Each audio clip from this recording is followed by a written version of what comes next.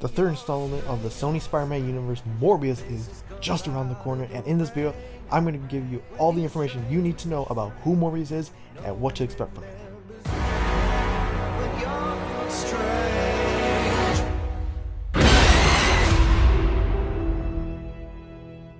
Dr. Michael Morbius, aka Morbius, was born and raised in Greece by a single mother.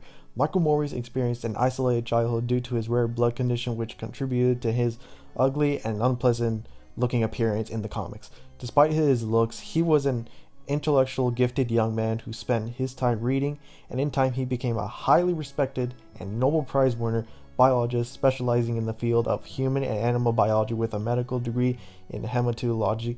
After escaping from his home country to New York due to his pseudo-vampiric condition, he began work to find a cure and to protect his fiancée, Martine Bancroft.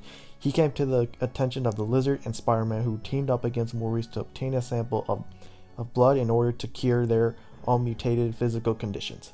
The truth behind his horrific condition is that in order to cure himself of an unknown blood disease that was killing him, he attempted a cure using a mixture of vampire bad DNA and electroshock therapy.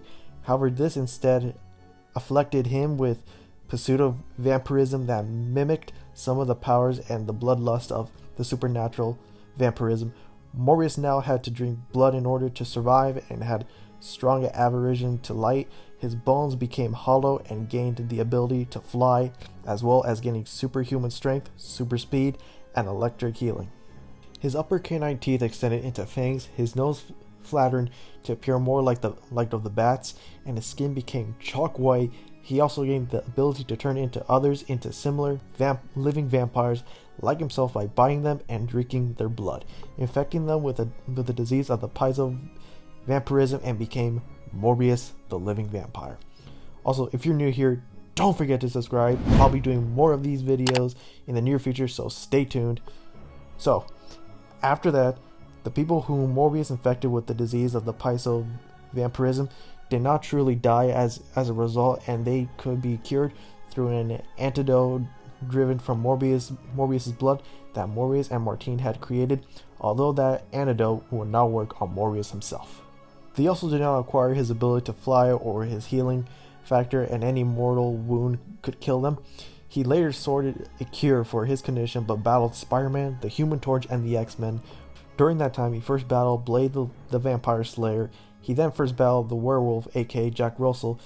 He then first encountered rogue CIA agent Simon Trout and battled the extra-dimensional demon known as Hell Eyes.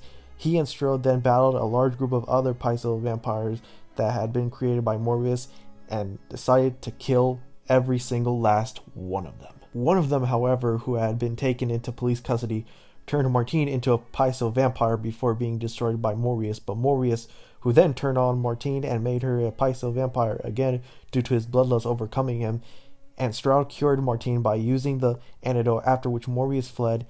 Morbius then visited his old friend Ronson Slade, a scientist again hoping to find a cure.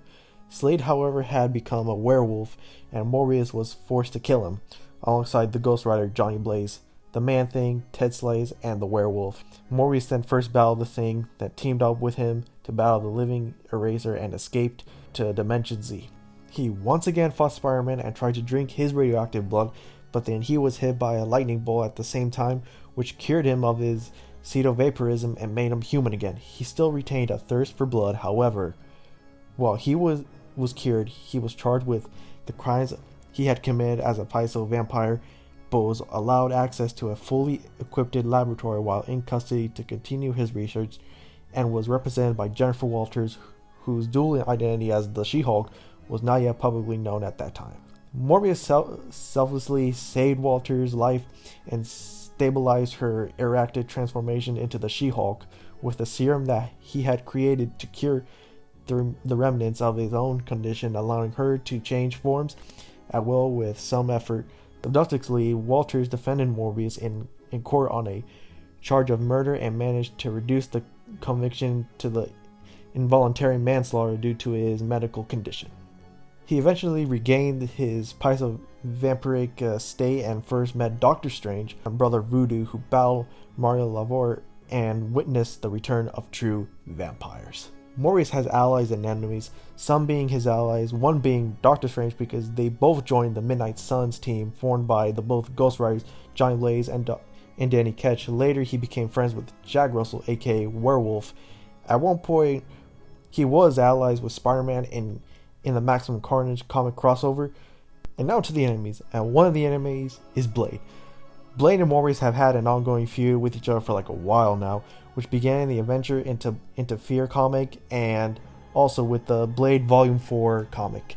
But there is one enemy that's Morbius' number one enemy, and that is Dr. Lox's crown. In the comics, Dr. Lox's crown was a Hydra scientist who kidnapped Morbius to study his pisovampic condition. During his escape, he bit the scientist, turning him into a pisovampire like himself. Crown then called himself Hunger, and Dr. Lox's crown will make his live-action debut in Morbius as the main villain, played by Matt Smith himself. Hope this video helped you who Morbius is and to get you even more hyped for this film. I honestly cannot wait for the upcoming installments in the Sony Spider-Man universe and what Sony has in store for us. That's all for me. I'll see you guys in the next one. Goodbye.